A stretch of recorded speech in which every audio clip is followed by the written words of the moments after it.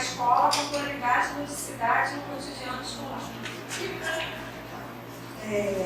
É isso, né, Amanda? Daqui a pouquinho eu vou apresentar a Amanda, ela vai falar isso com mais calma. Eu só queria dar as boas-vindas para vocês, dizer que esse é um projeto que a gente tem muito carinho com ele, não é à toa. O 38 aí significa que nós já fizemos 38 encontros, esse é o 38º encontro como esse, que nós estamos fazendo aqui na Faculdade de Formação dos Professores. Sempre com o mesmo objetivo, conversar sobre a alfabetização. Fortalecer o debate entre a universidade, a UERJ aqui, a Faculdade de Formação dos Professores, o Departamento de Educação, sobre a alfabetização. Um diálogo entre a universidade e a escola básica, e as professoras e a construção cotidiana da alfabetização que se dá na escola.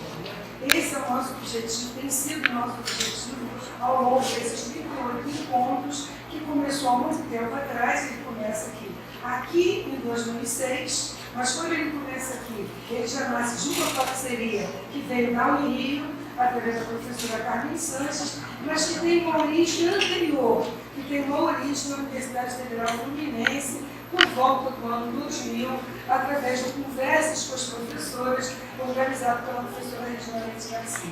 Então, esse encontro aqui, ele tem muito mais história do que essas 38 edições que vocês estão participando agora. Tá? É um grande prazer. Nós estamos aqui hoje igual vocês, né? Nós vamos sentar e estudar como vocês. E quero só lembrar que o formato desse evento é esse que vocês vão ver. A gente tem sempre uma professora da universidade, alguém que está discutindo alfabetização e professores da escola, sentando numa mesa para falar o que é isso, a teoria e a prática da alfabetização que se constrói no cotidiano. E hoje a gente tem um prazer especial, porque em vez de 2, a gente tem 3, né? Em geral, na maioria das vezes, ficou eu ou Jaqueline na mesa, e uma professora da universidade e outra professora da escola básica, hoje o desenho é outro. A gente tem 3 professores da escola básica, todos os 3 professores que vão sentar na mesa hoje, eles são da escola básica, e a gente também, além disso, tem um grande prazer de tê-los como companheiros no nosso mestrado em Educação, Processos Formativos e Desigualdades Sociais. Né? Então eu vou apresentar primeiro a Amanda, que já está na mesa. A Amanda vai coordenar os trabalhos. A Amanda é da nossa turma de 2018. Eu tenho um grande prazer de nosso diálogo ser mais perto, né? Já que ela é minha orientanda. Chamo a Cíntia, é a Amanda Pestano, né? E ela se apresenta um pouquinho melhor. Ela é da rede de São Gonçalo. Chamo a Cíntia Assis, né? Que é professora também do Pedro II e ex-orientanda nossa, atualmente ela é companheira do programa, não orientanda da Jaqueline, e o André, né, nosso atual, né, também junto com a Amanda, a nossa parceria mais recente do grupo, que também é professor da rede de Itaboraí. Eu pedi só que vocês falassem um pouquinho disso, tá? Eu falei que eu fui preparadamente. Quero dizer que é um grande prazer estar aqui assistindo essa mesa, nos deliciando com essa mesa, e dizendo isso. Este é um espaço de conversa. Né? Essa belíssima mesa que nós temos tem o papel de desencadear de aguçar as nossas perguntas, de aguçar nossas experiências, de querer que a gente saia daqui mais rico do que a gente entrou. Né? Mas é circulação de conversas que é um objetivo maior do Fórum de Alfabetização Linguística. Tá bom?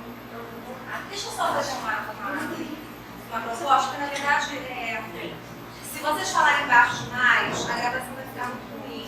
Eu tenho por exemplo que o som agora não tenha ficado tão bom. Então eu não sei se chega mais para frente e cada um vai falar, e aí você fica mais próximo para que seja melhor capturar o som.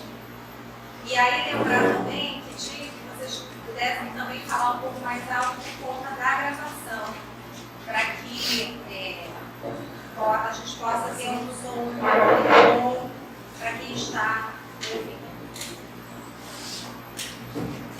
Aí eu vou deixar também aqui, lembrar que você vai começar, se vocês puderem ir circulando, a gravação grava tudo.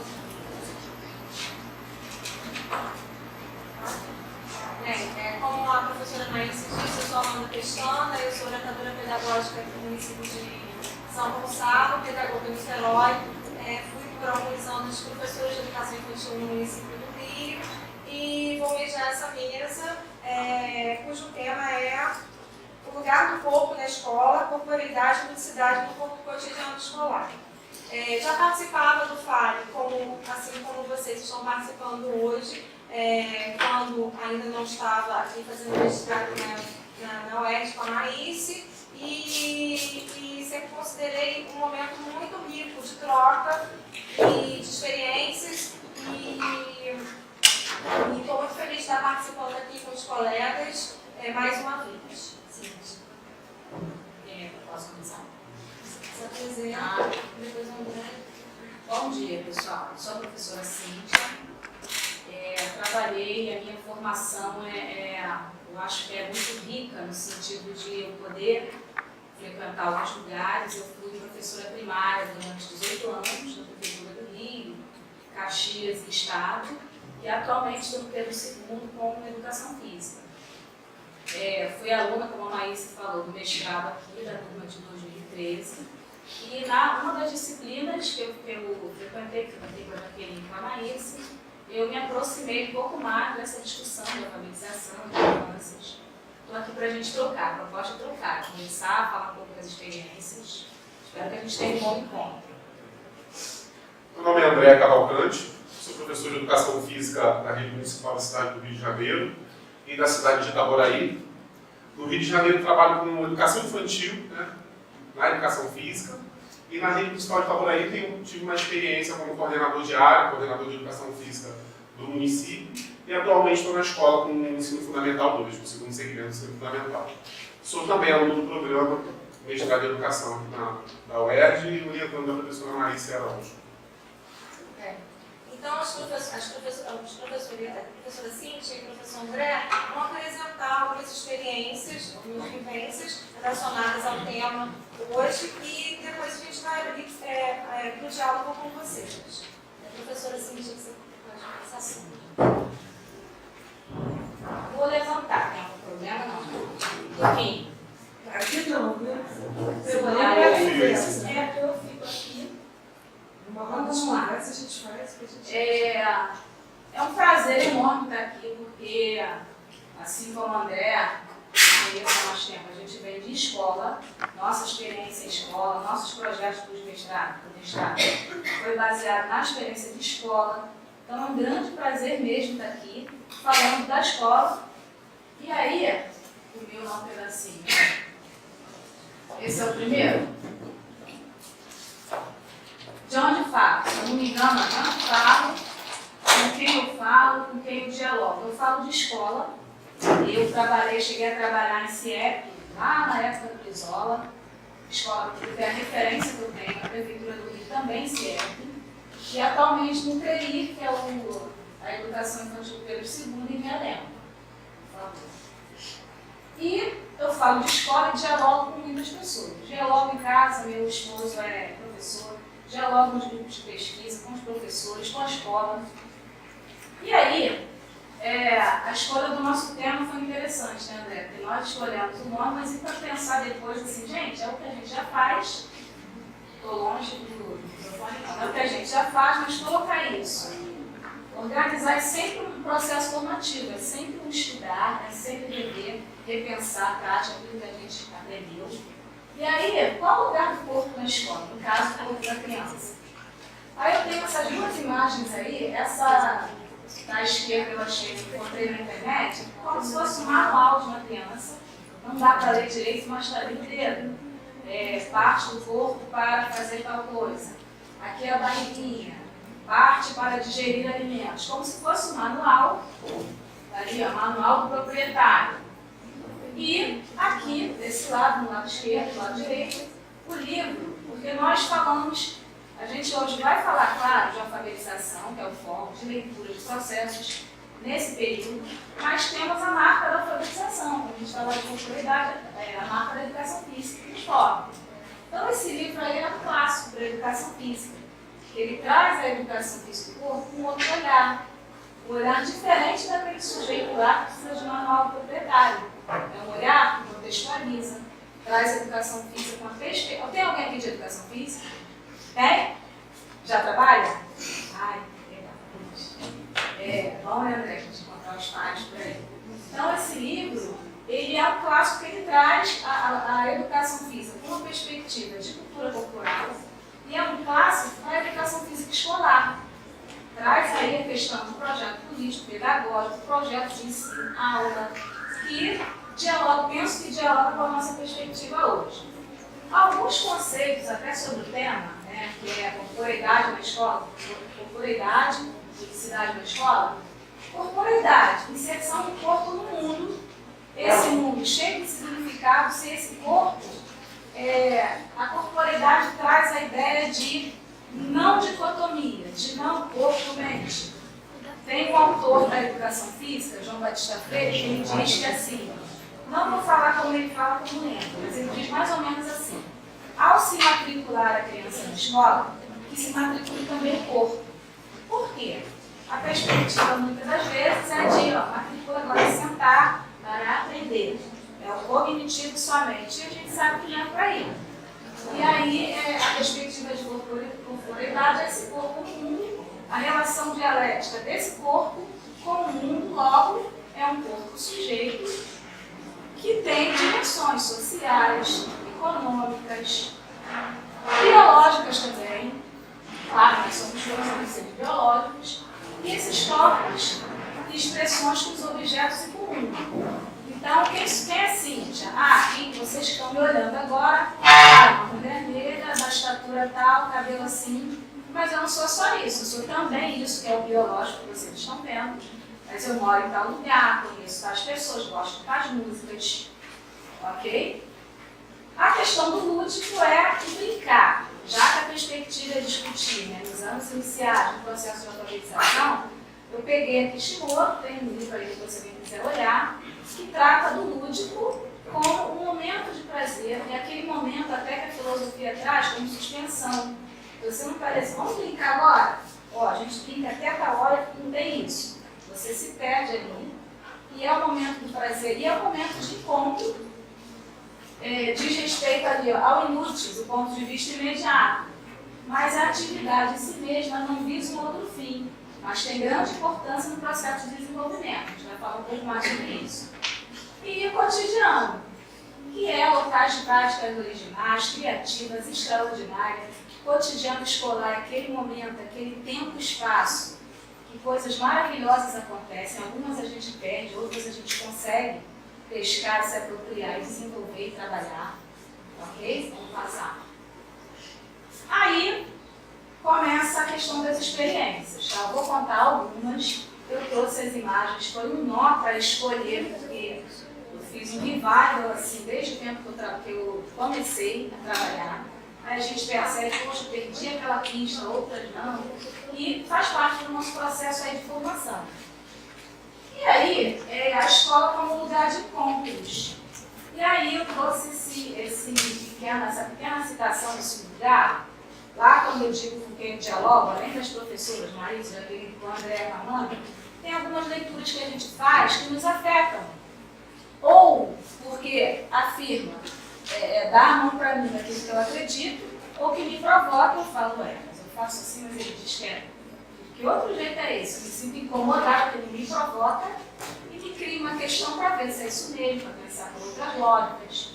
E aí o Silvio Dallas, é um filósofo de São Paulo, ele diz que onde houver duas singularidades, comigo não, onde houver duas singularidades, parece até alguma outra pessoa que falou isso, né? Onde houver dois ou mais, mas é uma outra coisa, mas onde houver duas singularidades, há o encontro. Aí o Silvio Galo faz a ideia de que, falando de Spinoza no livro, que há os bons e os maus encontros. Os bons são aqueles que nos potencializam, me ajudam a pensar, a crescer, a me sentir melhor, fazer melhor. E há os maus encontros. Esses encontros bons é aquele Aumenta a minha potência de pensar, de agir, e os maus que diminuem essa potência de pensar e agir, que ele chama de tristeza. E aí a gente conhece bem isso, temos histórias, temos marcas nas nossas comunidades de tristezas, de bons encontros, de maus encontros, encontros ruins e bons encontros. E aí a educação pode promover encontros alegres e tristes, mas sempre vai ter um encontro. E aí que a gente possa na escola, aqui, em casa, promover bons encontros. Lembrando que o outro está ali, aumentando a potência do outro, estudando, pesquisando, refletindo sobre a prática para aumentar a nossa potência também de ajuda. Aí ali, essa escola como lugar de encontros, tem aqui as duas fotos de cima são do CIEP e as duas de baixo do Pedro II. Esse ano o CIEP tem desde 2011. E aí esse lugar de encontro, pensar lúdico, pensar o brincar, pensar corpo, não tem como não pensar no que a criança gosta, no que a criança faz, na potência da criança de agir sobre a nossa aula, sobre a nossa escola, sobre o nosso fazer. Aí aqui tem alguns exemplos ali. Aula de educação física com uma turma de terceiro ano. Pesquisa e vamos conversar, e vamos escrever, vamos pesquisar, divisão de grupos, e aí eles conversando. Aqui o momento de brincar. E aí aquele nosso, quem é de educação física sabe, mas quem não é também, e a segurança, e a proteção, como é que eles vão brincar. Ah, não vou deixar correr porque vai se machucar e vai sobrar para mim. Isso aí a gente dialoga com a escola, dialoga com a direção, porque é necessário, se faz necessário, e podendo, por que não, ampliar isso. Passa, por favor. Aí algumas experiências, quando fazia mestrado, em 2015, na aula de Marisa eu tive acesso a um autor. Quando eu falo autor, dialogar não é conceito, não é isso, é quem, como eu falei, dá umas pistas para a gente pensar. Eu era muito ciosa na minha aula. Fiz pedagogia, não sei se eu comentei, fiz pedagogia antes de educação física. Fiz educação física porque eu trabalhava com surdos, com alfabetização de surdos. E não ia. Na época a gente não podia usar libras e não acontecia. Se eu via aquele corpo, falei, vamos jogar. Comecei a trabalhar com jogos, então eu resolvi fazer educação física, não só por eles, claro, por mim, mas assim, por conta de movimento, do jogo. Depois a gente pôde usar libras, leitura, e aí eu fiz o curso. E aí, voltando aqui para a questão da aula da disciplina com a Marisa, eu tive acesso a um autor chamado Vanderlei Geraldo, aula como acontecimento, e aí me tocou. Por quê? Eu gostava de dar aula, eu fazia aula, sempre fui muito organizada, porque eu vou dar aula. Então, acho que é um pouco essa, mesmo Paulo Freire, a questão da educação bancária, a gente sabe, mas escorregamos e faz parte, a gente vai se formando e aprendendo. E essa perspectiva de aula como acontecimento trouxe para mim a perspectiva de fazer aula. Eu já exercitava, mas assim, poxa, alguém está falando disso. Exercitar isso, fazer aula com as crianças. E Cíntia, olha só, se eu fosse você, eu nem levava hoje para educação física, porque aprontaram, teve gaivota na sala, aviãozinho, já falei que o espaço não é esse. Eu não deixaria, provocando para eu não deixar, porque às vezes tem umas lógicas que assim, não vou deixar. É o bagunceiro, aí as pessoas se aproveitam. Não, então você... E a lógica é outra.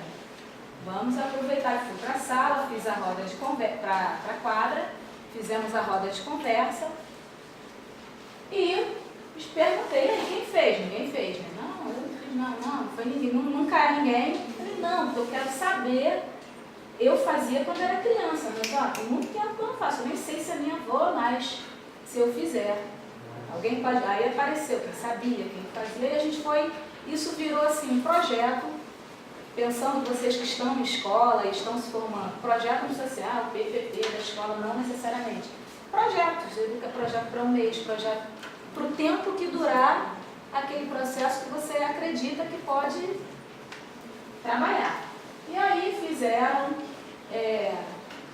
inúmeros tipos de gaivotas, que voava, que não voava, tem aquele que fica chateado porque o dele não voou, aí aprende com o outro, quem sabe. A gente dá essa monitoria, né? Olha, vai lá, terminou a sua, e a dele vai lá longe, então ajuda, ensina. E aí foi muito interessante. Aqui está escuro, não dá para ver direito, mas as gaivotas voando, aqui na de cima. E virou projeto o aviãozinho. E não é um problema o aviãozinho virar um projeto, virar uma aula. É uma brincadeira, é o lúdico, é o prazer dele que me deu essa pista. Deu uma pista para a professora também de, né, tudo. Se chegar um com bola de gude, outro com peão, a gente vai ficar assim, são vários quereres ali. Mas assim, a nossa atuação, o nosso trato pedagógico, a gente pega essas pistas, as possíveis, e trabalha. E aí montei texto com eles sobre aviãozinho de papel, e pesquisamos, e foi muito legal, fizemos listas. Daí virou pipa, aquela pipa aqui, jarequinho. Quem é que os rapazes e as meninas, jarequinho, já fizeram de papel? De folha de caderno?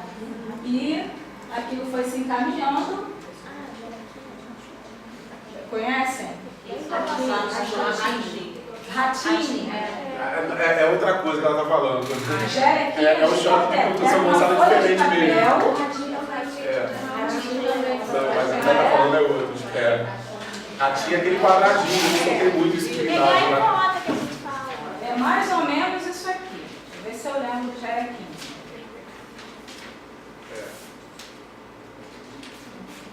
Não é o ratinho, né? É diferente, são moçada diferente.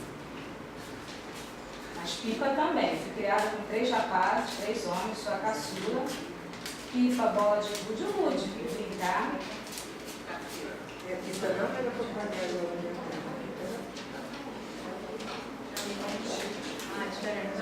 Aí a gente faz os buracos aqui. Oi? Tem que botar uma rabiolinha. Aqui, ó, enfia a linha. Aí você tem que ter o lúdico, trabalho, a educação física, por exemplo, a questão da manipulação, tensão, soltura, coordenação fina, entre outras coisas. Você vai fazer com que ele tenha de física e matemática, ele vai ter a possibilidade de voar. Com a linha, tudo bem? Só para mostrar aqui. E aí foi isso.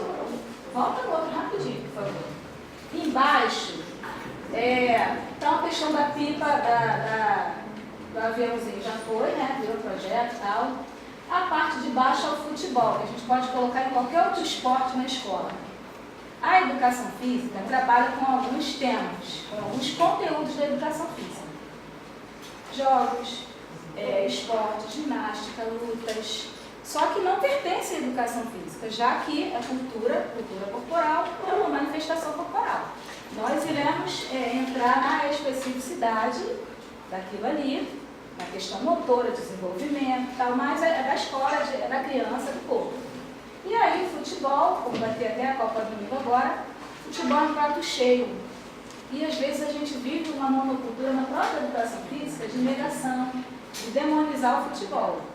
O que eu acho que é um grande problema é, o André é habilidoso, ele pode, eu não vou, isso aí, até porque na escola não é lugar de habilidade para atleta, é uma outra lógica.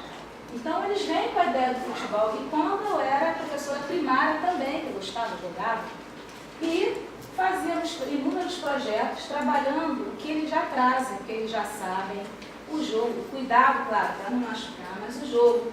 Ali embaixo é um futebol de lençol, aí a gente já pensa numa lógica de dia de chuva.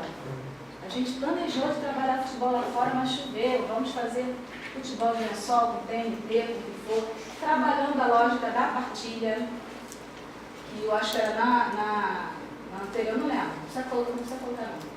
Ela fala, uma autora fala que o corpo não é somente território próprio, principalmente para aprendizagem e para alfabetização. Sozinho a gente não vai. Então tem o outro ali. O corpo não é somente território próprio, mas lugar de encontro. Pode passar. Não, é o anterior mesmo, desculpa, do futebol. Aí, o futebol. Ali, total humano. Dá para fazer, não precisa ser professor de educação física, educação física não é dona do esporte, não é dona, até porque de quem é o corpo do aluno? De quem é o corpo da mão? Dele. Sim, a gente deve tratar, né, dele. E aí, se ele traz essa marca na corporeidade, cresceu, futebol cresceu, basquete, bola, por que não tratar isso com dar um trato pedagógico? Aí o futebol de total humano foi elástico comum, compra elástico. Eles ficam em trabalho um monte de coisa, a regra, a coletividade, a atenção. E no meio, com o lúdico, como a gente às vezes se esquece ou se afasta, conforme a gente cresce, conforme eles vão crescendo, desse lúdico, desse brincar. Eu sempre no momento de recreio, quando eu era professora primária, eles tinham 20 minutos de recreio, por exemplo, comiam, rapidamente eu não comia, para brincar, e aí eu observava muito, olhava muito as brincadeiras. Teve uma vez que um jogo ia acontecer, um jogo, não é esse aí não, esse aí já é a educação física. E eles demoravam tanto, eu olhava no relógio, gente, mas falta pouco para eles, para começar a brincadeira, eles não vai dar tempo. Quase que eu fui lá e falei assim, pessoal, brinca logo. Mas aquilo já faz parte da brincadeira, do lúdico, do aprender. É para o ímpar, quem vai jogar primeiro, é para o ímpar, é 0 1, é 0 5. E outras lógicas que a gente vai aprendendo com eles, que é processo de alfabetização, a partir desse corpo, dessa corporeidade. Pode passar, por favor. Como é 0 5? Tem 0 5. 0 5. Tem uma cofé. 0 e 1. 0 e 1. 0 e 1. Vocês estão jogando atrás da maleta, vocês viram? Tem que jogar 3 pessoas ali. Passou de muita gente, fica difícil 0 e 1. Aprendi com eles. Eu ia ficar ali no 38 no 0 e 1, mas eles já vai mais rápido. Aí eles fazem o quê? Eles contam 0 e 5. Aí você pode botar o quê? 4? Pode Não, botar 3? o 0 e 5 vai sair. Então seria a única mais botar o 1, 4, 5. Não mudou nada. Eles contam. Às vezes eles numeram, é muito doido. Numeram assim, tem 25. 25 ali no 0 e 1. 0 e 5. Aí 0 por quanto? Tem 5. 7 botaram 5. 7 vezes 5, 35. Começa do 1. Ó, você é 1. 2, 3, 4, Sai. Tem outra lógica? Não, tô falando que esse daí é outra lógica. E assim, mas faz parte da lógica deles. Reinvenção dos gerados. Reinvenção, reelaboração. André, pode falar, gente. Ou melhor não. Então tá, Vamos voltar. E aí, falei do aviãozinho de papel, do futebol, da questão das lógicas de escolher, e aí a perspectiva minha, que eu não tenho como não falar, é pensar no exercício democrático. Então, a própria escolha, porque se a gente deixar não é que a gente vai interferir o tempo todo, mas sempre que o cão é grandão e intimida, ele vai ser o primeiro a escolher o time. Aí a gente interfere, sim, muda a lógica. Coloca cor, faz sorteio, número do pé, e data de nascimento, quem nasceu tal dia, faz sorteio e vamos embora. Esse projeto aí, já tem, aqui a gente tem 2 escolas diferentes. Tem a Escola Municipal de Barreto, no Fumacê, que são as 2 primeiras fotos de cima, a do meio e a de baixo são do CIEP. Jogo, brinquedo e brincadeira, a mesma questão. Esse aluno do meio era aluno de uma classe de... Falavam realfabetização, mas essa palavra é complicada para mim, realfabetizar. Dá a entender que ele se alfabetizou e vai seguir uma outra discussão. E a Prefeitura do Rio fazia umas classes de realfabetização, aceleração, e eles eram, vocês devem saber, são classes com alunos que eles consideram fora da faixa etária para aprendizagem e fizeram as classes com esses alunos de idades variadas. E aí, traziam brinquedos, já eram mais velhos, o conteúdo era mais ou menos de 3º, 4º ano, mas eles tinham 14, 13, 12.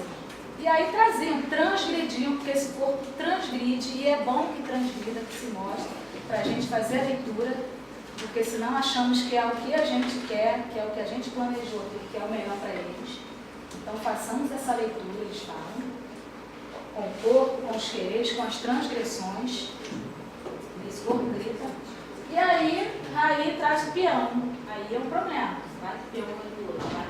Aí repensamos ali, vamos marcar um dia, que outros brinquedos a gente pode fazer, ou que outros brinquedos vocês conhecem. Aí corda, peão. Eu pensei aqui, né? A classe na época, essa classe de aceleração tinha uns 25, que em algumas lógicas, né, de sistema educacional considera pouco. A gente reduz, aí 25, porque eram 38, aí assim, a gente, 25 é menos, mas é complicado. E aí eu falei, 25 peões, não tem como, a gente tem que fazer outra lógica de pensar com eles, de como vai fazer isso, é rodízio, vamos marcar um dia, a gente vai o dia do peão, aí quem sabe aprende outro dia de outro brinquedo.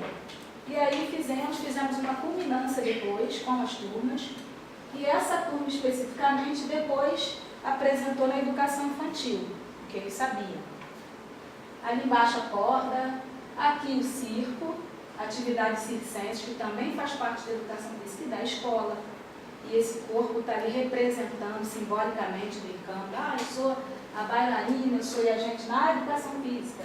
A questão é do deslocamento, de lateralidade, entre outras coisas. Porém, a alfabetização é foco, porque esse corpo que aprende, que brinca, está inserido no processo de alfabetização. Ali é o que tem para hoje. Quem aqui já trabalha em escola? Trabalha? Escola pública? Tem o que tem para hoje, né? Que você não tem quadra, você não tem espaço, você não tem nada, que é triste. É triste, mas é o que tem para hoje. É um campo, E aí entra a questão do projeto, que nem estava em voga hoje, mas assim, um projeto, a escola geralmente tem PPP, o perfil, a missão da escola. Cada professor tem que ter o seu projeto. O que eu penso de educação? Como é que eu penso a educação? O que eu posso fazer? Como é que a gente vai fazer isso? Organizar isso. Porque se chega alguém ali, está fazendo barulho no corredor. Não, mas faz parte da aula, a gente planejou, a gente conversou. É se posicionar, que não é simples.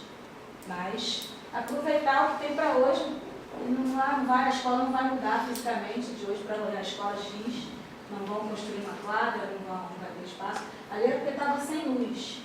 Fiquei um bom tempo sem luz, verba, são questões delicadas, mas que se a gente perder o encantamento, a gente embarca e não faz o que é melhor, que dá para fazer. Claro que a gente não vai assim, não tem material, eu vou sempre fazer um material alternativo. Não.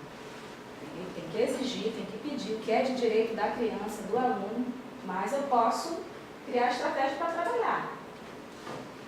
Pode passar, por favor. Fora da sala também escola, que aí, pensando a alfabetização, às vezes a gente fica muito ali, né? É a sala, minha aula, estou trabalhando desse jeito, como eu também fui alfabetizadora, essa é a minha técnica, é esse jeito, trabalho com essa metodologia, sem dialogar. E aí, com essa turma, a primeira imagem, ainda é aquela turma de aceleração e um dos trabalhos que eles fizeram na educação física acabou sendo sendo evidenciado na festa junina. Olha aqueles corpos. Dá medo, não dá? Se todo mundo resolver dar uma estrelinha, se todo mundo resolver ficar de ponta cabeça. Começou, uma das atividades era falar o nome, fazer um gesto e tal, relativo, não lembro se era ginástica, não vou lembrar. E aí, eu sei a perspectiva do Lacerda não deu certo, né? Porque eu continuo negro e tem muitos aqui. Então, pretendia-se fazer isso. Então, eu entendo que hoje a maior dificuldade em relação à questão racial no Brasil é a perspectiva de clarear. E isso está tão impregnado no contexto social, né? A população, a sociedade está tão contaminada com isso que as crianças já vão assimilando esse tipo de postura, esse tipo de atitude. Esse quadro é do Modesto Brooks, se intitula A Redenção de Cã. Aí olha só, Cã era o filho de Noé, né? Então ele remete a uma passagem do Antigo Testamento, onde Noé lança uma maldição aos filhos de Cã, né? Que era o mouro, né? Pele negra. Camitas eram povos de determinada região da África. Então, essa maldição determinava que todos os descendentes de Cã deveriam ser escravizados para pagar o pecado ali que o Cã cometeu. Então, qual a interpretação que se dá? Uma mulher negra, com uma filha mestiça, com um filhinho no colo, filho de um homem europeu, filho de europeus, em alusão ao branqueamento, que à medida que as gerações vão passando, a prole vai clareando e a interpretação que se dá é da redenção étnica, né? Então está pagando um pecado fundamental com o europeu libertando o povo negro do jugo inferior, segundo essa lógica, que a senhora lhe agradece, né?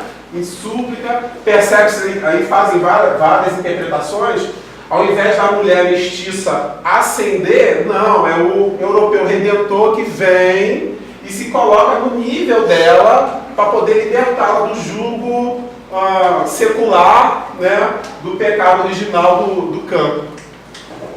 E aí a gente percebe nas práticas cotidianas na escola. Criança que não brinca com outra porque tem o cabelo assim, né? Porque a pele é assim, porque a pele é assado, né? A questão social, muitos atribuem isso a um aspecto meramente social. Ah não, o negro é marginalizado porque ganham menos, mas não é. O fato de ganhar menos, o fato de ser menos favorecido socioeconomicamente é consequência da condição social que o negro foi colocado ao longo da história do Brasil. Isso não permitiu às populações negras ascender economicamente, né? Também não pretendo aqui dizer que o problema é unicamente esse, né? O problema não é só econômico, né? É muito mais complexo que isso, mas é um dos fatores, sem dúvida. E aí vem a lei 10.639 de 2003, que torna obrigatório os conteúdos de história da África e história afro-brasileira nas escolas. E, assim, em educação infantil, quase não se ouve falar nisso, quase não se trabalha, mesmo com o implemento da lei. E eu já ouvi muitas pessoas falarem, porque criou-se aí uma interpretação da lei, que a lei não atinge a educação infantil. Então, criou-se essa interpretação. Aí o Conselho Nacional de Educação expediu uma resolução, né, orientando que práticas antirracistas também fossem desenvolvidas em turmas de educação infantil, e aí, pelo menos essa desculpa não pode mais ser dada. Também não pretendo dizer que a lei vai resolver todas as questões da sociedade, porque a própria professora Luciana Santiago, que fez parte do programa aqui, ex-orientada da professora Maísse, investigou aqui no município, junto com a professora Nathalie, e muitos professores sequer conhecem a lei, ou se conhecem, não, mas já estou me aposentando, eu conheço, mas eu não sei como fazer. Então, assim, a gente sabe que a lei, unicamente, ela não vai resolver o problema. E a gente adotou lá na escola uma estratégia que só depois a gente ficou sabendo que são propostas de microações afirmativas, que é proposta pela professora Regina de Jesus, que é professora daqui da universidade. Antes da professora Luciana Santiago, né, que fez parte daqui do programa, chegar na escola, eu já estava, e eu já vinha pensando, é muito difícil linkar a educação física com a temática racial, porque as produções científicas nesse sentido são pouquíssimas. Quase não se fala, quer dizer, depois da lei começou a se discutir um pouquinho e veio uma crescente. Mas então, antes disso, principalmente, não se falava em educação física da perspectiva das relações étnico-raciais, como se o corpo não tivesse cor, né? E não fosse impregnado desse rol de significados. Esses equívocos dificultam principalmente a formação identitária, a construção identitária da criança negra. Porque a criança vai querer ser negra porque levou chicotada, né? O cabelo é feio, a pele é escura, né? Então esse rol de significado negativo dificulta muito a construção identitária das crianças. E a gente sempre tomou muito cuidado em não trabalhar determinadas questões pontualmente para não correr o risco de folclorizar. Então, assim, hoje é o dia de trabalhar o negro. Olha, o negro é lindo, o negro é aquilo. Aí acabou aquele dia, esqueceu de tudo. Então, isso distancia da realidade social. E o que a escola é? Uma representação da sociedade, a mesma coisa, gente. A criança, quando entra na escola, ela não está imune aos equívocos sociais, ao turbilhão de coisas, né, que formam a sociedade. Então, a gente sempre teve essa noção. Vamos trabalhar cotidianamente, normalmente, a gente está inserindo história de matriz africana, né? Se vai fazer um cartaz, coloca uma mulher negra, né, com cabelão, né? Coloca uma mulher negra, para ir criando esse estreitamento, essa aproximação. Depois que a professora Luciana chegou na escola e falou, olha, isso aí, quem fala é a professora Regina. Aí me deu algumas leituras, eu li, né? E a gente continua nessa crescente. Trabalhando com história, transformando as histórias em movimento, né? E a gente trabalha com uma perspectiva de currículo ampliado, que é a proposta do coletivo de autores, né? Que a gente vai falar mais um pouquinho daqui a pouco. Olha, aí por que trabalhar? Mais da metade da população é negra, e eu diria que muito mais, né? Porque tem aquele ali, não, sou moreninho claro, né? Isso aí, a gente fala de eufemismo racial. Não, aquele moreninho, né? Me chamam de moreno ou moreno. Não, não sou moreno, sou negro. É. Mais da metade, eu diria que ali o IBGE nos dá informação de 50 e pouco %, né, com base nos critérios estabelecidos. Eu arriscaria dizer que, sei lá, pelo menos perto de 70% somos negros, né? E aí, nas redes que eu trabalho, também percebe-se grande maioria de alunos negros. Cabe dizer que a escola que eu trabalho fica na região da Gamboa, que atende a comunidade da Providência, Saúde e Gamboa. Ali onde é o Boulevard Olímpico, né? Que o Eduardo Paes, antigo prefeito, tentou fazer a mesma coisa que o Pereira Passos. Aí faz um trocadilho, né? Eduardo Passos e Pereira Paes. Né? Que o Pereira Passos, ele vinha de uma visão europeia, né, que vivia em Paris, e naquela ocasião, não lembro o ano, entre o século XIX e o século XX, ele queria fazer do Rio uma Paris. Então, calma aí, o que esses negros estão fazendo aqui, essas mesquitas estão fazendo aqui?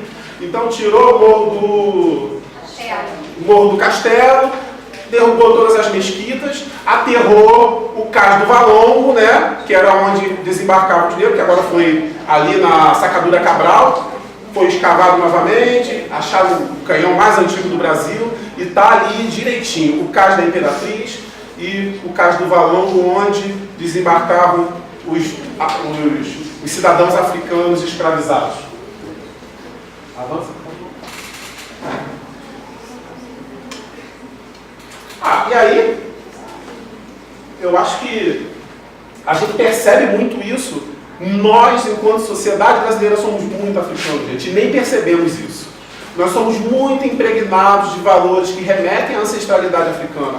Na comida, nas brincadeiras, no brincar, nos diálogos, nas questões familiares, né, em diversos aspectos. E aí, a educação física, nesse turbilhão, assim como a educação brasileira, e a educação física está inserida nesse contexto, ela vem historicamente se constituindo de várias perspectivas, utilizado de forma escusa, inclusive, como os governos, né, o governo militar, né, o próprio império.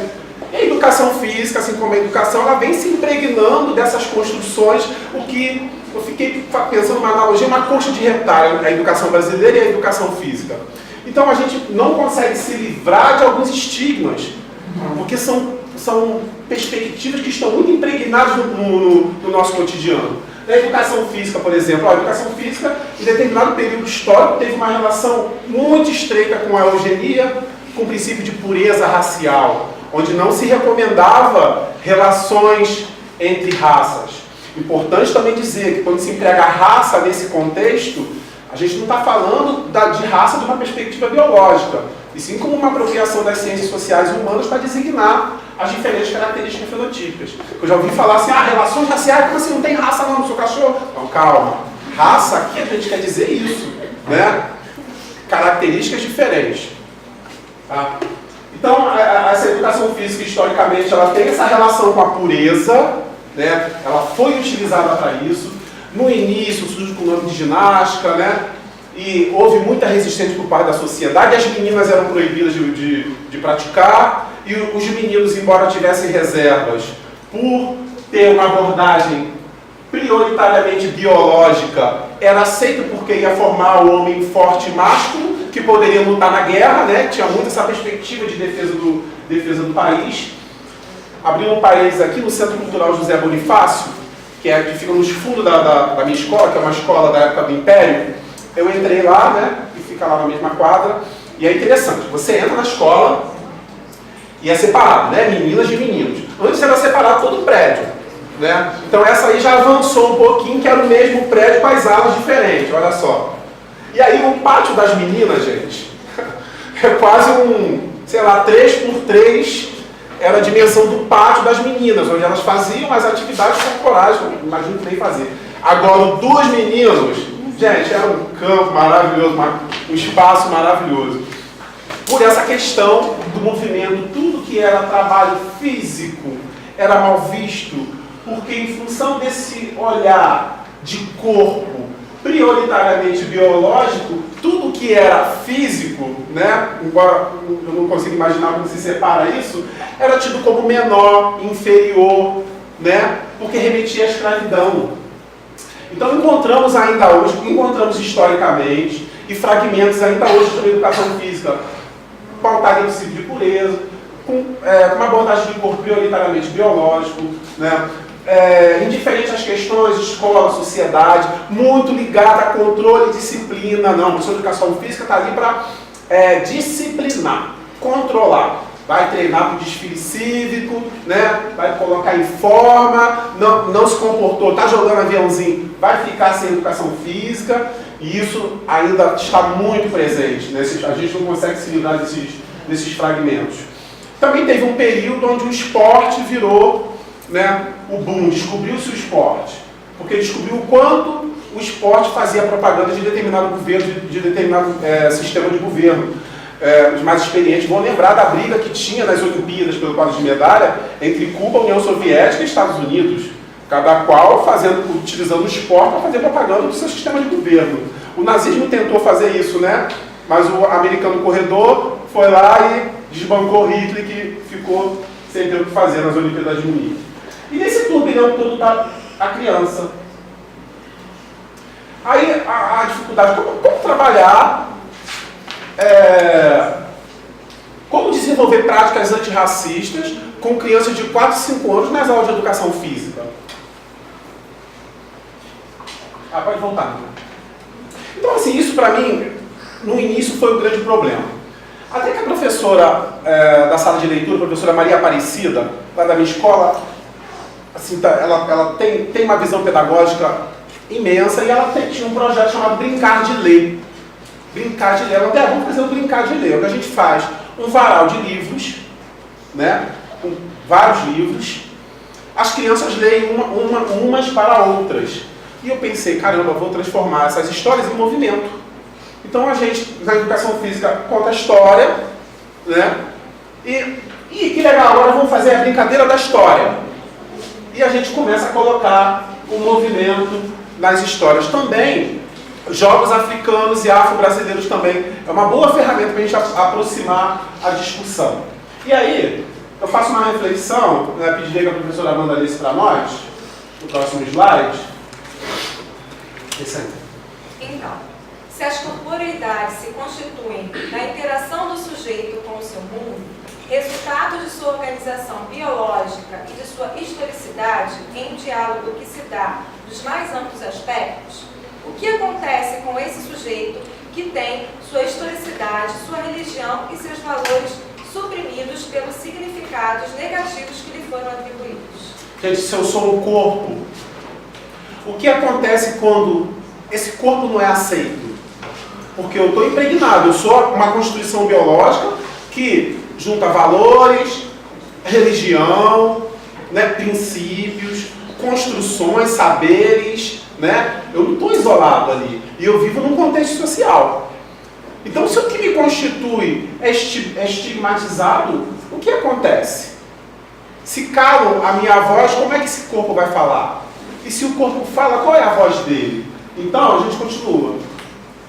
Se o corpo fala, sua voz são as expressões carregadas de significados, manifestações de suas construções sócio-históricas, que no caso do negro é negado e, portanto, tem sua voz calada.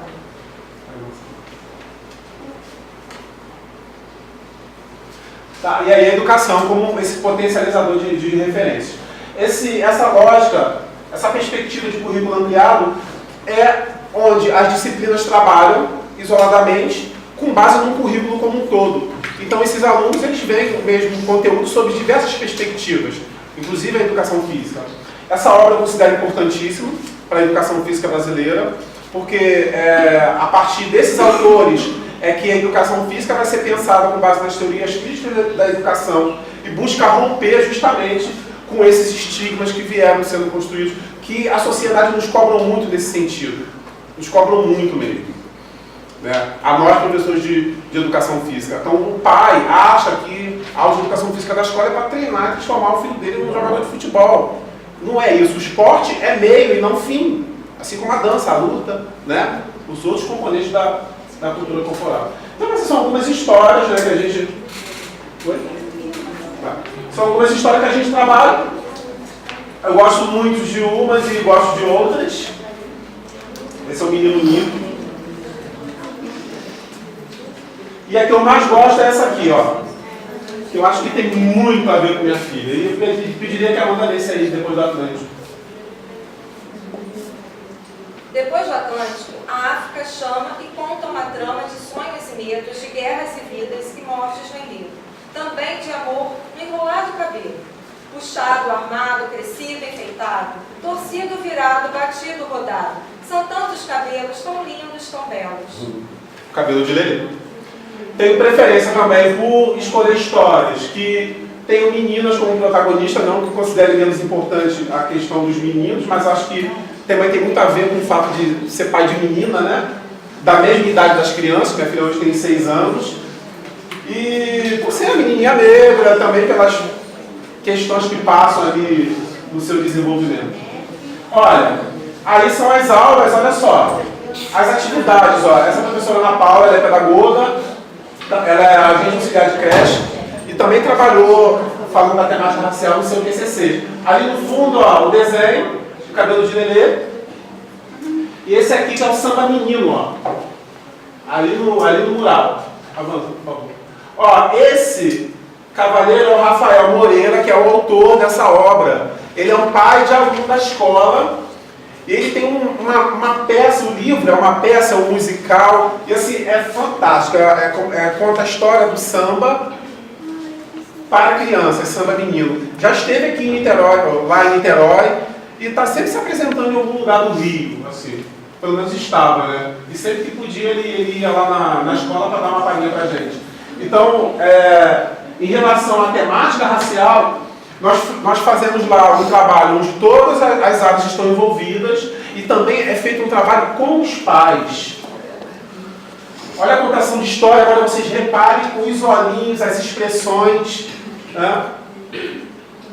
É o menino Nito. A professora Ana Paula contando a história que é a Pretinha de Neves e os 7 gigantes. Fazemos oficina de penteado afro. Essa ideia é da professora Luciana Santiago, da professora Cida, da professora Ana Paula. E aí é uma festa, né? Aí fazendo os penteados. Importantíssimo, gente. No trabalho, a professora Cláudia e a professora Yolanda fez uma observação muito pertinente, sinalizando uma preocupação. Porque quem estava procurando os cursos do PENESB, que é o Programa sobre o Negro na Sociedade Brasileira, que é o Departamento de Educação, né, que era coordenado por ela, são na maioria mulheres negras. Então ela fez a seguinte reflexão: olha só, isso é preocupante. Por que só as mulheres negras estão se preocupando com a temática racial? Né? O racismo é construído na interação entre brancos e negros, né? Índios. Ele só vai ser desconstruído a partir da interação. Então, é um trabalho completo potencializar a menina negra e não dar essa mesma perspectiva e oportunidade aos alunos não negros, porque o problema é social, o problema não é pontual. Eu estendo isso também ao machismo, né? Eu fico muito preocupado quando vejo assim, encontro de mulheres, caramba, e como assim? Assim, na maioria quem pratica o machismo é o homem, esse homem tem que estar lá, então o homem tem que estar lá, né? A mulher negra, a mulher não negra, o homem negro, o homem não negro tem que estar inserido nesse contexto. Então isso é algo que, quando os grupos se isolam, é algo que a mim, particularmente, me causa grande preocupação. Porque eu acho que não vai ter, né, a abrangência necessária para mudar a sociedade. Que a proposta é essa, a gente vai fazendo um trabalho de formiguinha e vai mudando. E a Amanda está nervosa com esse dedo. Volta a mão.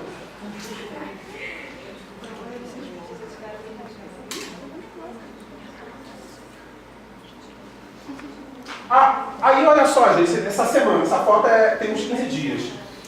Essa menina é da turma onde a professora Luciana começou a trabalhar com 3 anos.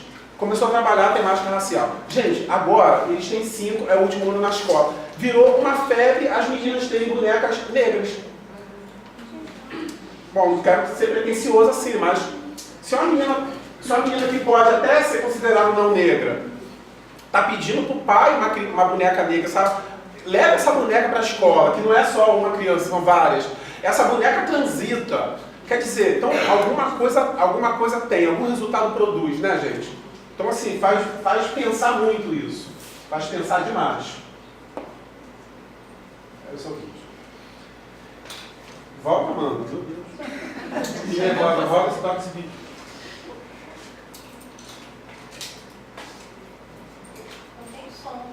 Não tem problema, não. Ó, esse é um pai. Tem som. Esse é o pai de aluno, que é professor de capoeira e pediu na escola, olha, vocês deixam eu fazer uma apresentação para as crianças? É claro, né? Ou seja, isso foi há 15 dias atrás, foi antes da greve, né? E a gente está desdobrando esse momento até hoje nas aulas de educação física e na sala de aula. Onde ele juntou ali as crianças, né? Tem crianças aí de 4 e de 5 anos, são as de educação infantil. E ele fez ali 10 minutos de apresentação ali e foi muito legal. Onde os pais também tiveram presente.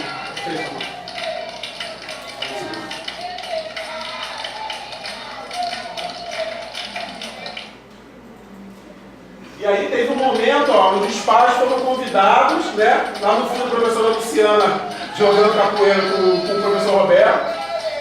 E os pais foram convidados também a participar da roda de capoeira ali. Então, é um trabalho que a gente sempre faz. Passou no slide anterior também a professora Luciana falando com os pais da questão racial. Então, a gente, nas reuniões responsáveis, a gente sempre procura pautar alguma coisa também. Pode botar o último. E esse aí foi curioso, né? Acabando a aula, aí ele me pede assim, tio, posso mandar um passinho? Eu falei, demorou.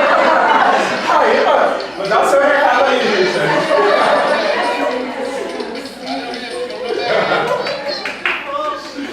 Aí, manda o vídeo lá, por favor. Posso mandar um passinho?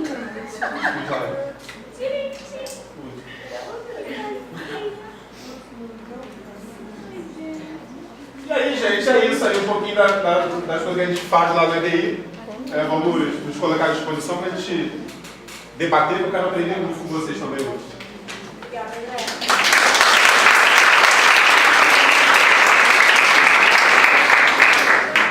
Agora, o professor André e a professora Cíntia vão se sentar e a gente vai começar a estabelecer esse diálogo com vocês. Vocês gostariam de falar ou fazer algum comentário, tecer algum comentário?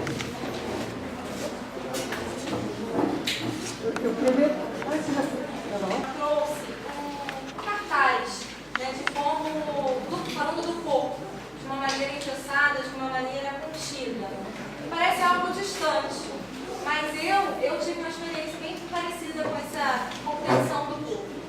Eu trabalhava numa escola de educação infantil e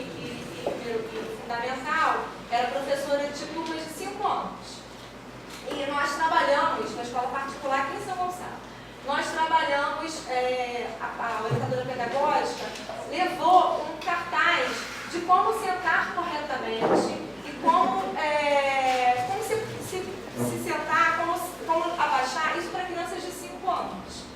Até aí tudo bem. O problema é que ela passava nas salas e quando ela via uma criança, as cadeiras, né, é uma escola tradicional, então as cadeiras, elas eram aquelas cadeiras enfileiradas uma atrás da outra. Quando ela via que uma criança estava com a perninha em cima da cadeira, ela chamava a minha atenção, ou de outra professora. Né? E aquilo, para mim, foi muito triste, porque as crianças não queriam se movimentar, elas queriam sentar de repente de perna para o alto, elas queriam, o corpo, né, queria se movimentar. E aí eu vi ali na prática, não só através desse papel, né, foi entregue às crianças um papel, né, de como sentar corretamente para crianças de 5 anos, a contenção desse corpo.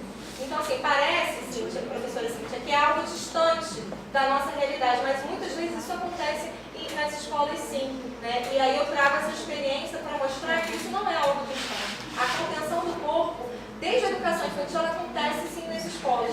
Seja de uma maneira mais sutil, né? Assim, menos senta, perninha de índio, tem que se comporta, ou de não fazer a criança ter que ficar sentada o tempo todo, ou seja, de uma maneira menos sutil, como foi comigo, né? Através de um cartaz, de um panfleto. Então, para a gente pensar mesmo nessa contenção, porque vocês, né, tanto a professora Cíntia quanto o professor André, trazem experiências de educação física, são professores de educação física, mas essas experiências e essa questão, ela extrapola o trabalho da educação física, né? Simplesmente porque fala do corpo, fala da criança, fala da singularidade dessa criança que está na escola, e não só na aula de educação física, ela está também lá na sala de aula, está também no recreio, está também nesses espaços. Então, esse tema, ele provocou em mim, e eu acredito que em muitos de vocês vão ter a oportunidade de falar, espero que vocês falem muito também,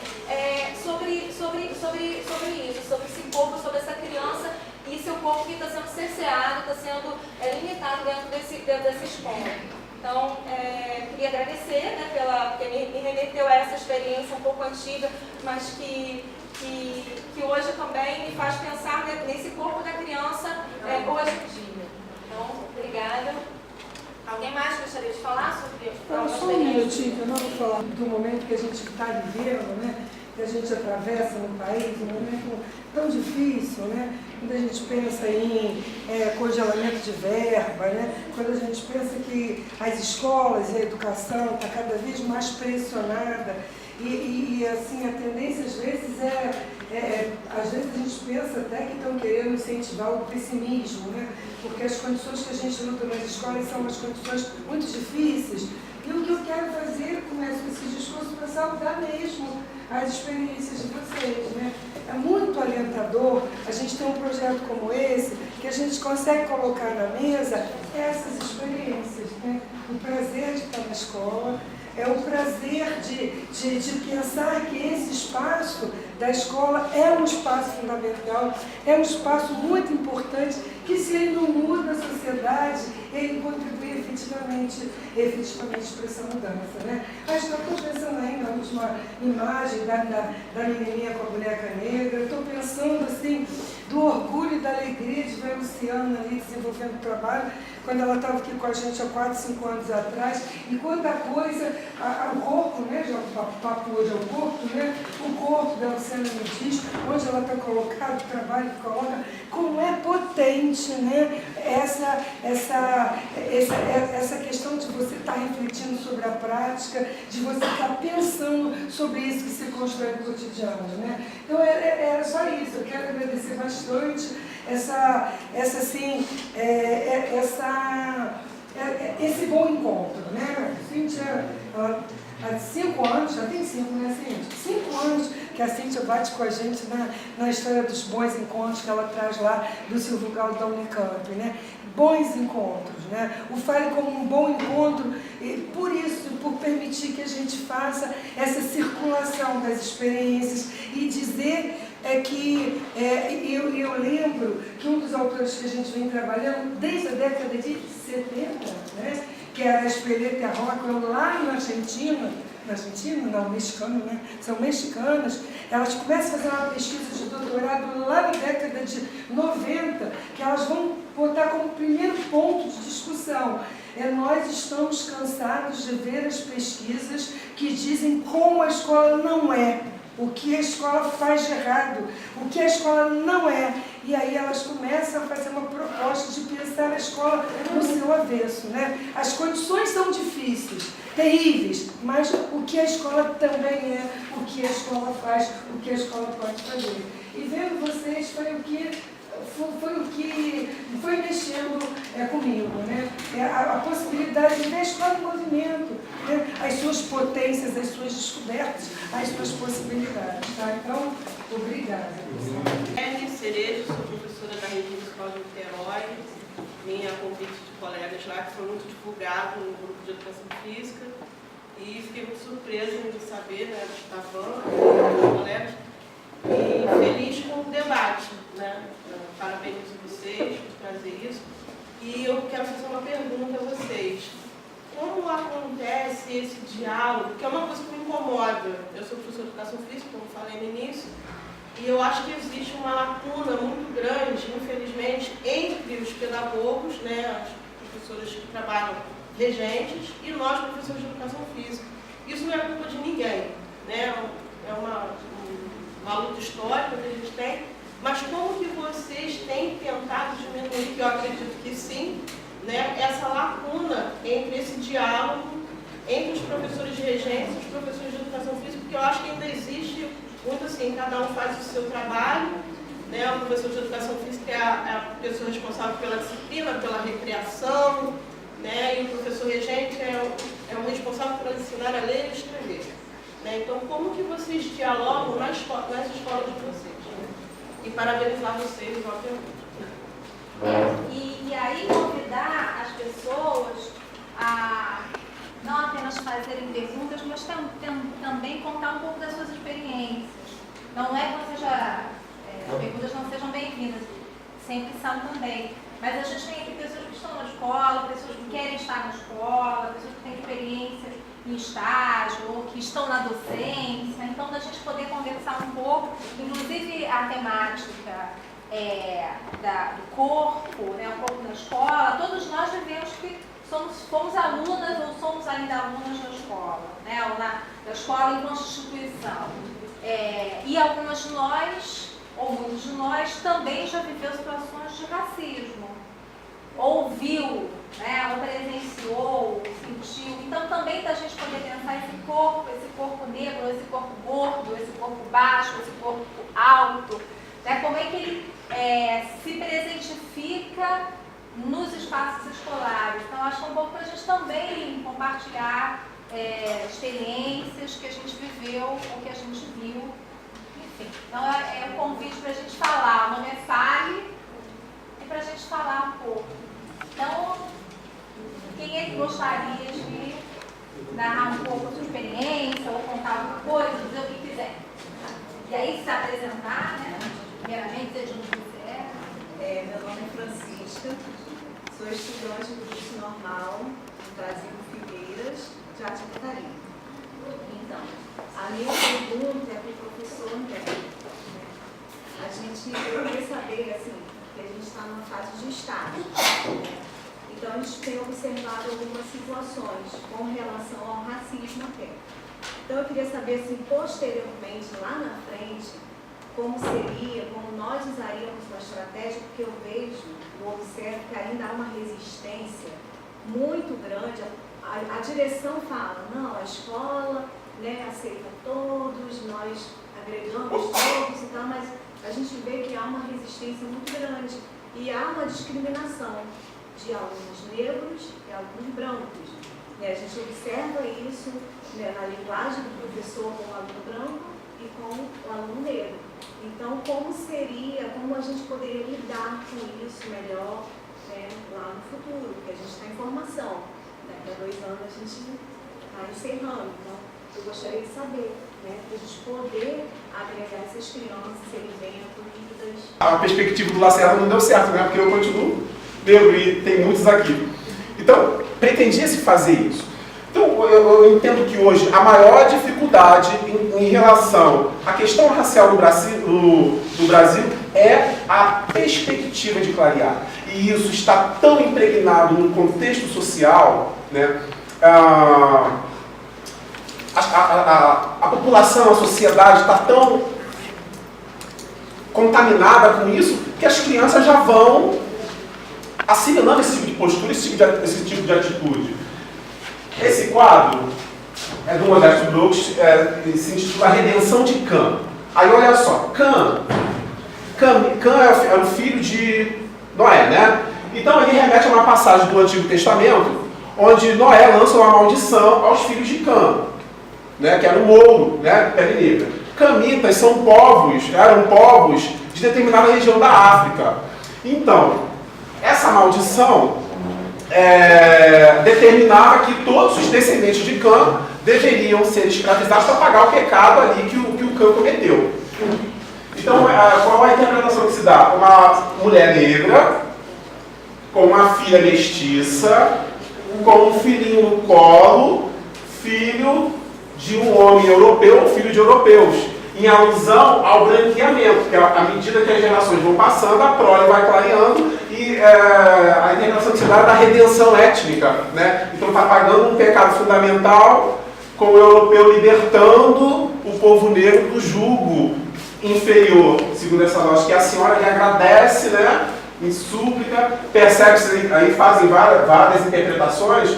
Ao invés da mulher mestiça ascender, não, é o europeu redentor que vem e se coloca no nível dela para poder libertá-la do jugo secular, né, do pecado original do campo.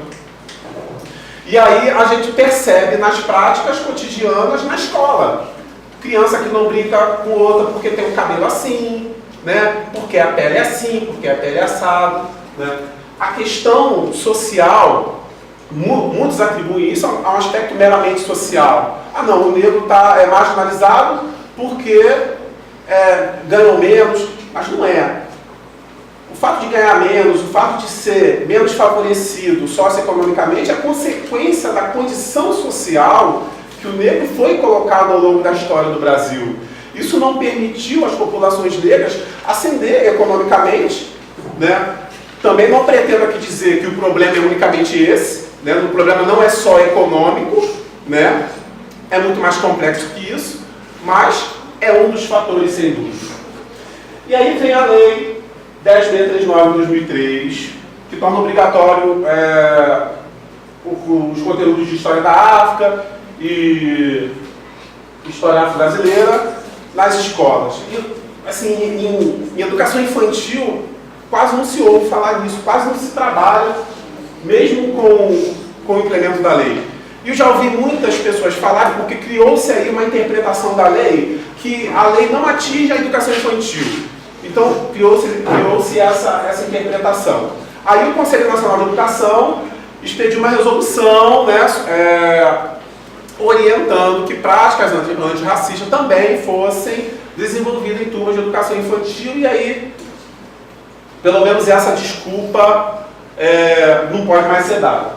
Também não pretendo dizer que a lei vai resolver todas as questões da sociedade, porque a própria professora Luciana Santiago, que fez parte do programa aqui, ex-orientada da professora Maísa, investigou aqui no município, junto com a professora Natalia, e muitos professores sequer conhecem a lei, ou se conhecem, não, mas já estou me aposentando, eu conheço, mas eu não sei como fazer. Então, assim, a gente sabe que a lei, unicamente, ela não vai resolver o problema. E a gente adotou lá na escola uma estratégia que só depois a gente ficou sabendo que são propostas de microações afirmativas, que é proposta pela professora Regina de Jesus, que é professora daqui da universidade.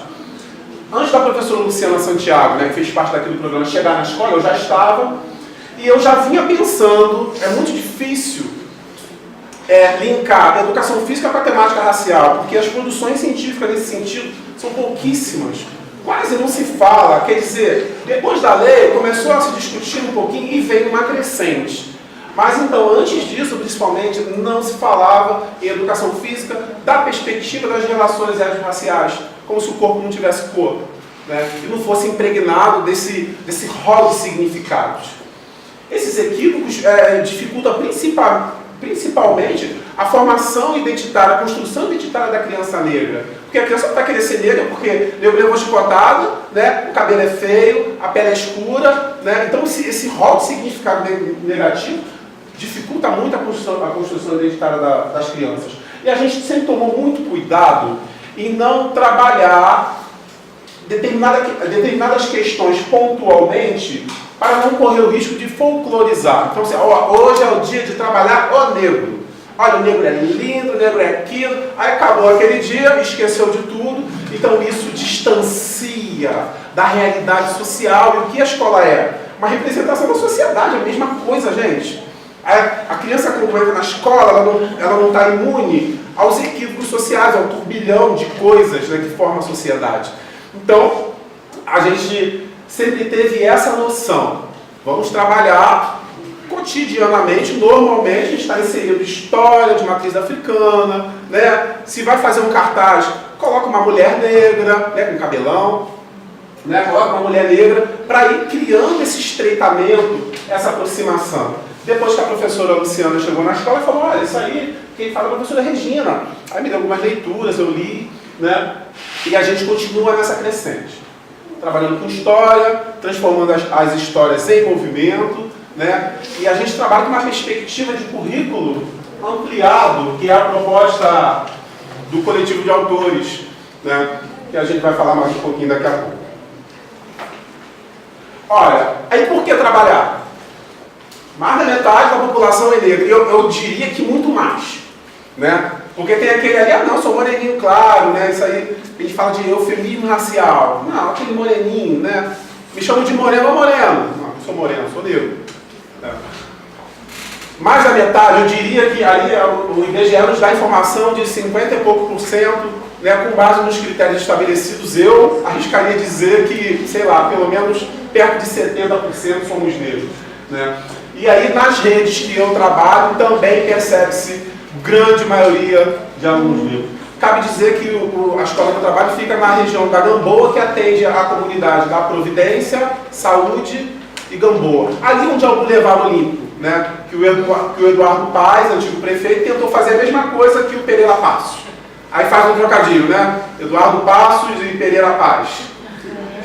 Né? Que o Pereira Passos, ele vinha de uma visão europeia, né, que vivia em Paris, e naquela ocasião, não lembro o ano, entre o século XIX e o século XX, ele queria fazer do Rio uma Paris. Então, calma aí, o que esses negros estão fazendo aqui, essas mesquitas estão fazendo aqui?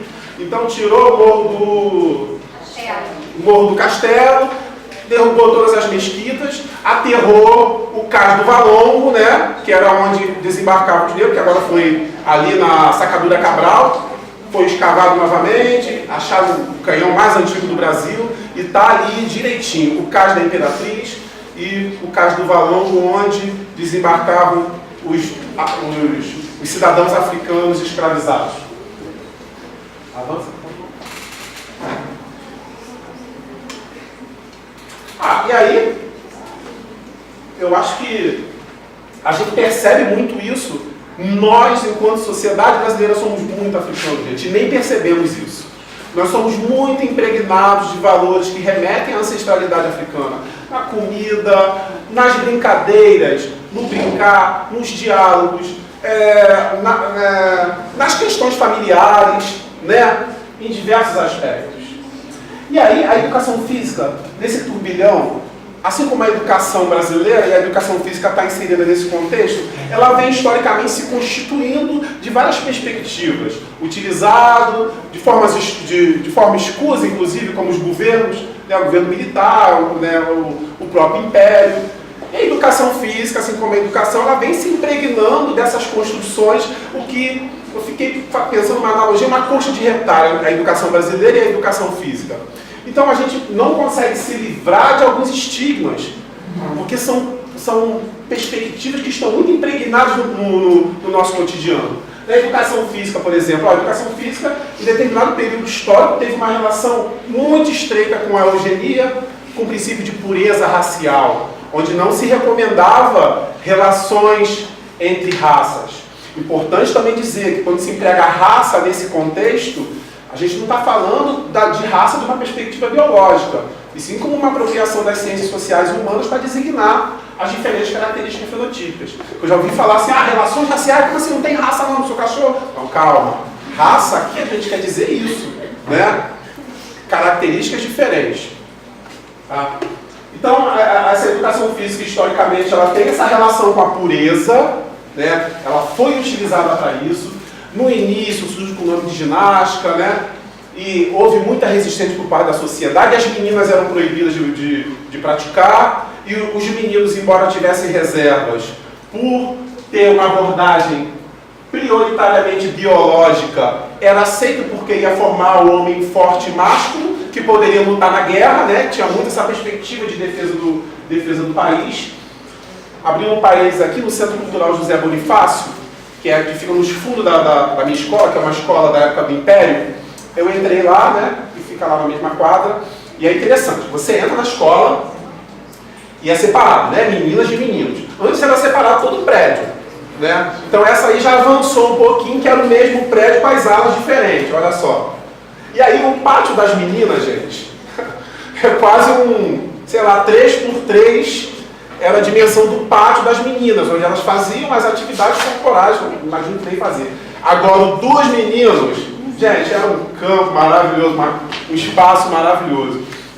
Por essa questão do movimento, tudo que era trabalho físico era mal visto, porque em função desse olhar de corpo prioritariamente biológico, tudo que era físico, né, embora eu não consiga imaginar como se separa isso, era tido como menor, inferior, né, porque remetia à escravidão. Então encontramos ainda hoje, historicamente, e fragmentos ainda hoje sobre educação física, pautada em princípio de pureza, com uma abordagem de corpo prioritariamente biológico, né, indiferente às questões, escola, sociedade, muito ligada a controle e disciplina. Não, a professora de educação física está ali para disciplinar, controlar. Vai treinar para o desfile cívico, né? Vai colocar em forma, não se comportou, está jogando aviãozinho, vai ficar sem educação física, e isso ainda está muito presente, né? A gente não consegue se livrar desses fragmentos. Também teve um período onde o esporte virou, né, o boom, descobriu-se o esporte, porque descobriu o quanto o esporte fazia propaganda de determinado governo, de determinado sistema de governo. Os mais experientes vão lembrar da briga que tinha nas Olimpíadas pelo quadro de medalha entre Cuba, União Soviética e Estados Unidos, cada qual utilizando o esporte para fazer propaganda do seu sistema de governo. O nazismo tentou fazer isso, né? Mas o americano corredor foi lá e desbancou Hitler, que ficou sem ter o que fazer nas Olimpíadas de Munique. E nesse turbilhão todo está a criança. Aí a dificuldade, como trabalhar, como desenvolver práticas antirracistas com crianças de 4 e 5 anos nas aulas de educação física. Pode voltar. Então, assim, isso para mim, no início, foi o grande problema.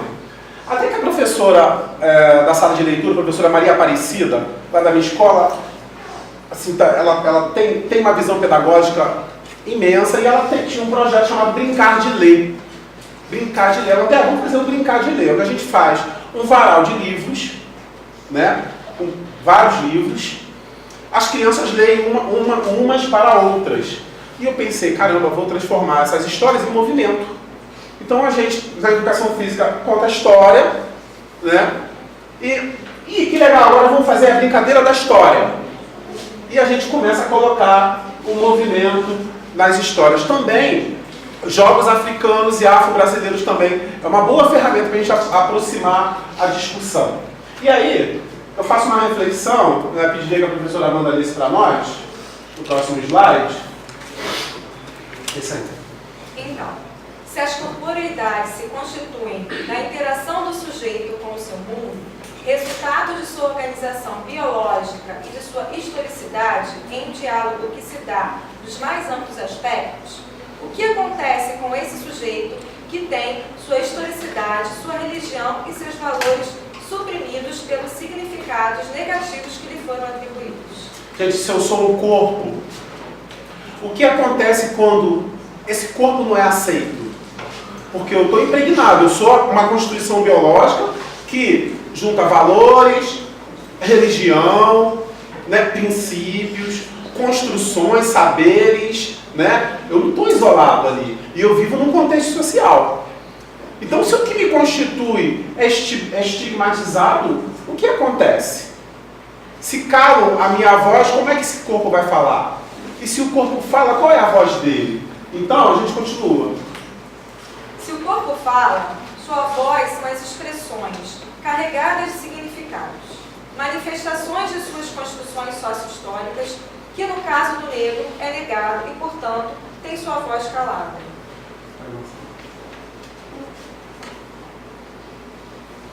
Tá, e aí a educação como esse potencializador de referências. Essa lógica, essa perspectiva de currículo ampliado é onde as disciplinas trabalham isoladamente com base num currículo como um todo. Então esses alunos eles veem mesmo conteúdo sobre diversas perspectivas, inclusive a educação física.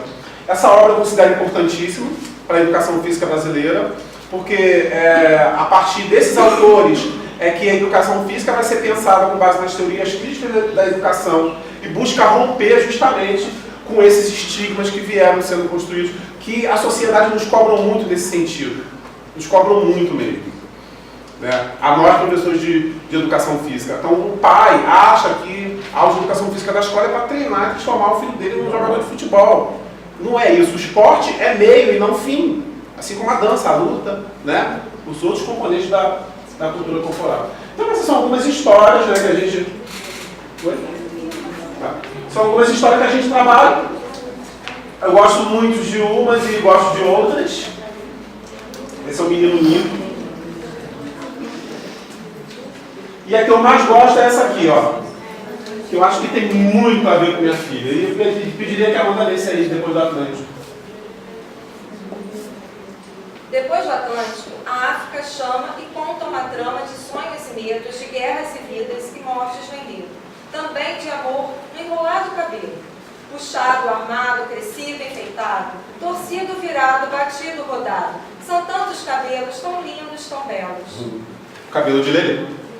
Tenho preferência também por escolher histórias que tenham meninas como protagonista, não que considere menos importante a questão dos meninos, mas acho que também tem muito a ver com o fato de ser pai de menina, né? Da mesma idade das crianças, minha filha hoje tem 6 anos. E por ser a menininha negra, também pelas questões que passam ali no seu desenvolvimento. Olha, aí são as aulas, olha só. As atividades, ó. Essa professora Ana Paula, ela é pedagoga, ela é agente auxiliar de creche e também trabalhou falando da temática racial no seu TCC. Ali no fundo, ó, o desenho de cabelo de Lelê. E esse aqui que é o samba menino, ó.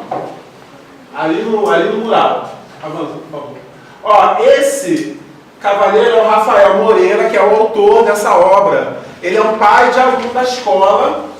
Ele tem uma peça, o livro é uma peça, é um musical, e assim, é fantástico, conta a história do samba para crianças, samba menino. Já esteve aqui em Niterói, lá em Niterói, e está sempre se apresentando em algum lugar do Rio, assim, pelo menos estava, né? E sempre que podia ele ia lá na escola para dar uma palhinha para a gente. Então, em relação à temática racial, nós fazemos lá um trabalho onde todas as áreas estão envolvidas e também é feito um trabalho com os pais. Olha a contação de história, agora vocês reparem os olhinhos, as expressões. Né? É o menino Nito. A professora Ana Paula contando a história, que é a Pretinha de Neves e os 7 gigantes. Fazemos oficina de penteado afro. Essa ideia é da professora Luciana Santiago, da professora Cida, da professora Ana Paula. E aí é uma festa, né? Aí fazendo os penteados. Importantíssimo, gente. No trabalho, a professora Cláudia. e a professora Yolanda fez uma observação muito pertinente, sinalizando uma preocupação.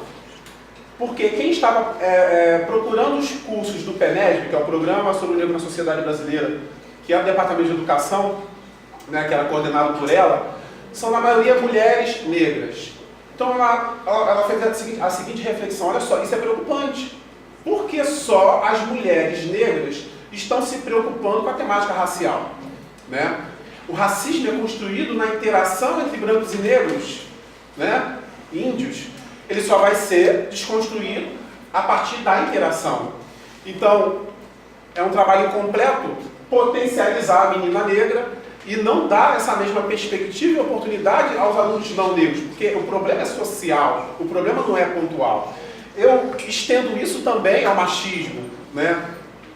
Eu fico muito preocupado quando vejo assim, encontro de mulheres, caramba, e como assim? Assim, na maioria quem pratica o machismo é o homem. Esse homem tem que estar lá. Então o homem tem que estar lá, né? A mulher negra, a mulher não negra, o homem negro, o homem não negro tem que estar inserido nesse contexto. Então isso é algo que, quando os grupos se isolam, é algo que a mim, particularmente, me causa grande preocupação.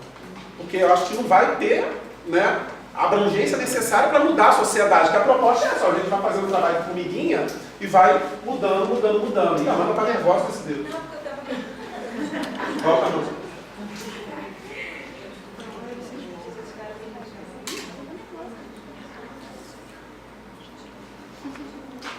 Aí olha só, gente, essa semana, essa foto tem uns 15 dias. Essa menina é da turma onde a professora Luciana começou a trabalhar com 3 anos. Começou a trabalhar a temática racial. Gente, agora eles têm 5, é o último ano na escola. Virou uma febre as meninas terem bonecas negras. Bom, não quero ser pretencioso assim, mas se uma menina que pode até ser considerada não negra está pedindo para o pai uma boneca negra, sabe? Leva essa boneca para a escola, que não é só uma criança, são várias. Essa boneca transita. Quer dizer, então alguma coisa tem, algum resultado produz, né, gente? Então, assim, faz pensar muito isso. Faz pensar demais. É o seu vídeo. Volta, mano. Meu Deus. E agora, volta esse vídeo.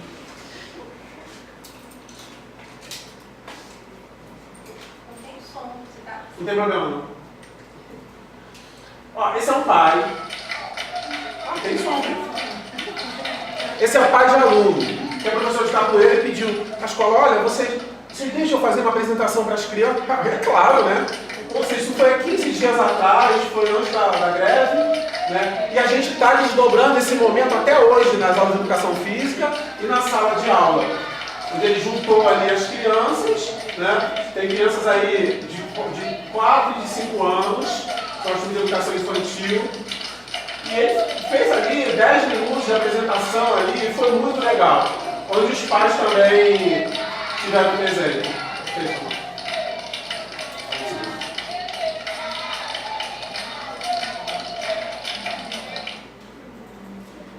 E aí teve um momento, onde os pais foram convidados, né? Lá no fundo, a professora Luciana jogando capoeira com o professor Roberto. Né? E os pais foram convidados também a participar da roda de capoeira ali. Então, é um trabalho que a gente sempre faz.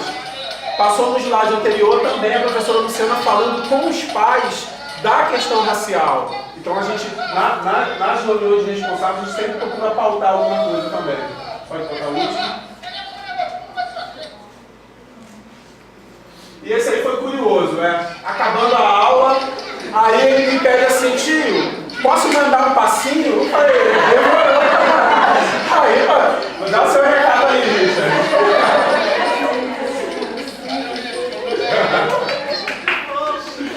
Aí, manda o vídeo lá, por favor. Posso mandar um passinho?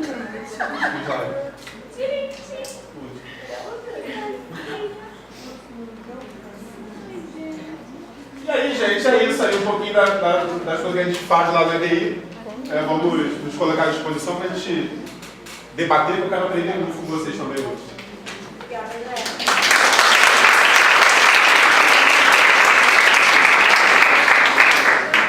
Agora, o professor André e a professora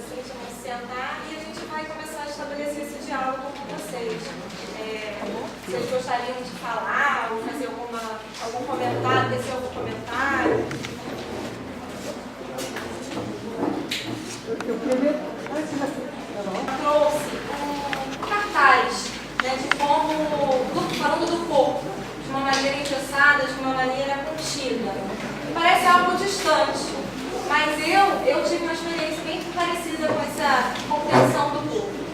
Eu trabalhava numa escola de educação infantil e fundamental, era professora de turmas de 5 anos.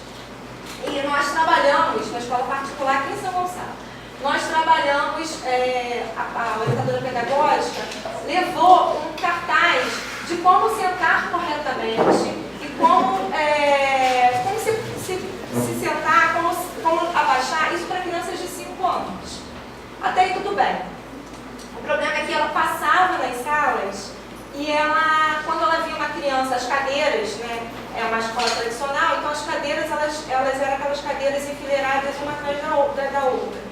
Quando ela via que uma criança estava com a perninha em cima da cadeira, ela chamava a minha atenção, ou de outra professora. Né? E aquilo para mim, assim, foi muito triste, porque as crianças não queriam se movimentar, elas queriam sentar de repente de perna para o alto, elas queriam, o corpo, né, queria se movimentar. E aí eu vi ali na prática, não só através desse papel, né, foi entregue às crianças um papel, né, de como sentar corretamente para crianças de 5 anos, a contenção desse corpo. Então, assim, parece, Cíntia, professora Cíntia, que é algo distante da nossa realidade, mas muitas vezes isso acontece nas escolas sim, né? E aí eu trago essa experiência para mostrar que isso não é algo distante. A contenção do corpo, desde a educação infantil, ela acontece sim nas escolas, seja de uma maneira mais sutil, né? Assim, menos senta, perninha de índio, tem que se comporta, ou de não fazer a criança ter que ficar sentada o tempo todo, ou seja, de uma maneira menos sutil, como foi comigo, né? Através de um cartaz, de um panfleto. Então, para a gente pensar mesmo nessa contenção, porque vocês, né, tanto a professora Cíntia como o professor André, trazem experiências de educação física, são professores de educação física, mas essas experiências e essa questão ela extrapola o trabalho da educação física, né? Simplesmente porque fala do corpo, fala da criança, fala da singularidade dessa criança que está na escola, e não só na aula de educação física, ela está também lá na sala de aula, está também no recreio, está também nesses espaços. Então, esse tema, ele provocou em mim, e eu acredito que em muitos de vocês vão ter a oportunidade de falar, espero que vocês falem muito também, sobre isso, sobre esse corpo, sobre essa criança e seu corpo que está sendo cerceado, está sendo limitado dentro dessa escola. Então, queria agradecer, né, porque me remeteu a essa experiência um pouco antiga, mas que hoje também me faz pensar nesse corpo da criança hoje em dia. Então, obrigada. Alguém mais gostaria de falar sobre isso? Só um minutinho, que eu não vou falar do momento que a gente está vivendo, né?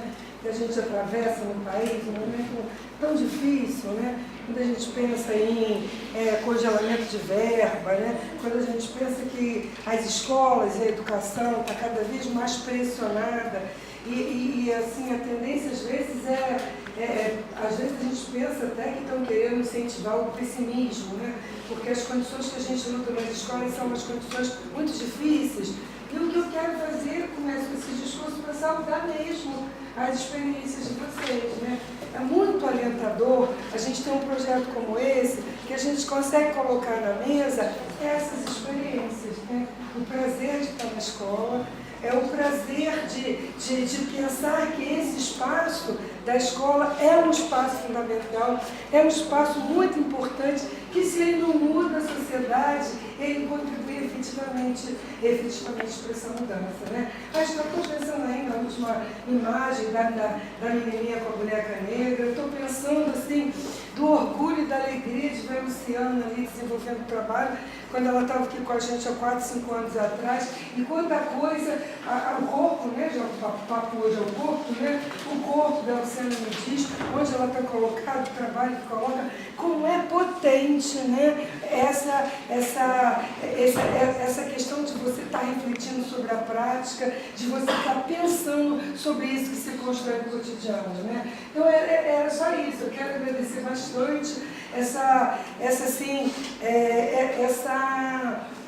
esse bom encontro, né? A Cíntia, Há 5 anos, já tem 5, né, Cíntia? 5 anos que a Cíntia bate com a gente na história dos bons encontros que ela traz lá do Silvio Galo da Unicamp, né?